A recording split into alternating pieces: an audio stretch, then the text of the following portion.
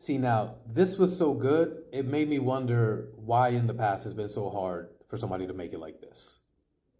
What's up, everybody? So, this is my review of Predator, Killer of Killers, directed by Dan Trachtenberg. And if that name sounds familiar, it's because he also directed Prey, one of the previous iterations of the Predator franchise, which I also really enjoyed.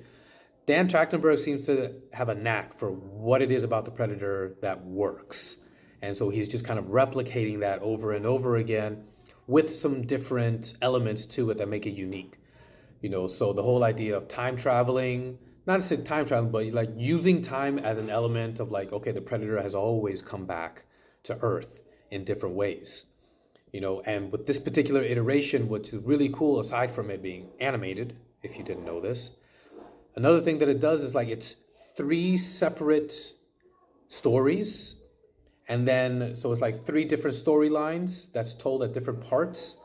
And then it all kind of comes together in the end. And so with animation, it allows you to do things as a creator that you couldn't do in live action, which I really enjoyed. It has the kind of that herky jerky into the Spider-Verse type of animation, which I think is really cool and it works really well for action. Because for me, anyways, when it's a little too smooth, like I don't know, I think Disney or something, and then it just kind of it takes me out of it. But with the action sequences and the way they're filmed and the kills, whoa, this reminded me a lot of like some Japanese animated movies that also, has like these kills and action sequences that just kind of blow your mind. And you're not expecting that, from something that is not from Japan. At least I don't anyways. So when I saw it, I was like, it kind of like made my eyes perk up like crazy. Like, okay, this is what is happening now. Okay. The first story, it's in Viking times, and this old, hardened Viking woman warrior is just kind of wrecking shop, and so she, faces a predator. The second story is, in feudal Japan. So you have a warrior versus a samurai, and, even though they're natural enemies, they somehow have to, combine their forces and skills to battle against that predator.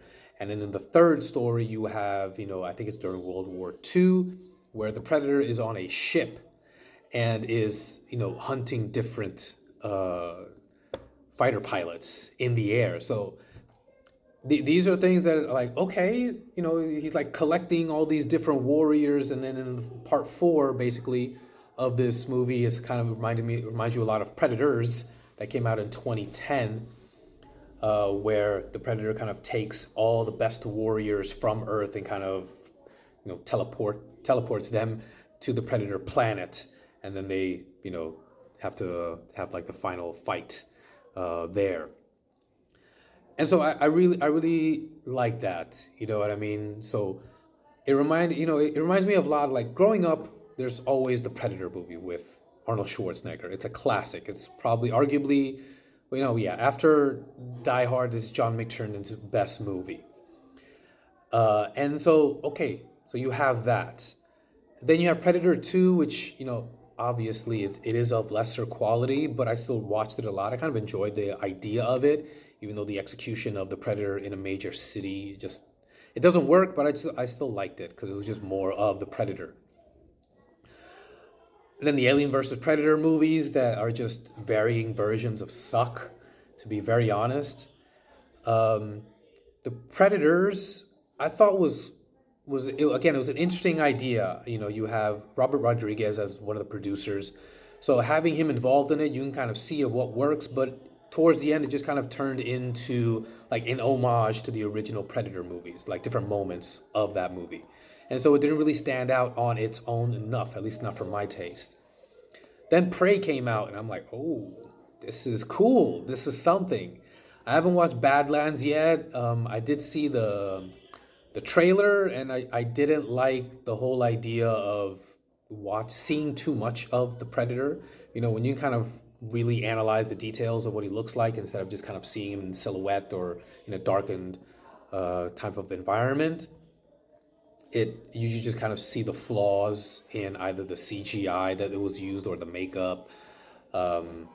So at least the trailer was kind of a bit of a turn off. So when I heard that this was animated, I'm like, okay, they can do some things here that I think is really fun, and it was. You know, it's I would say after the first Predator, I would say this one I like the most.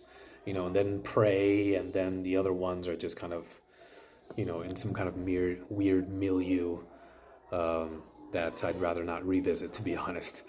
But if you haven't checked it out, definitely watch it. As you can see, you'll find it on Hulu. I'll give it a solid 8 out of 10. You know, I think it really does the job. I think it's in good hands with Dan Trachtenberg, and I hope he does more with this IP. You know, anytime you hear of somebody taking over an IP, it's always a little bit suspect. But I think he really understands what he's doing, and he's doing it in a bunch of different ways, which I think is even more interesting. Anyways, if you have seen it, let me know what you think in the comments below. Smash that like button, give me a follow, and I'll see you guys next time.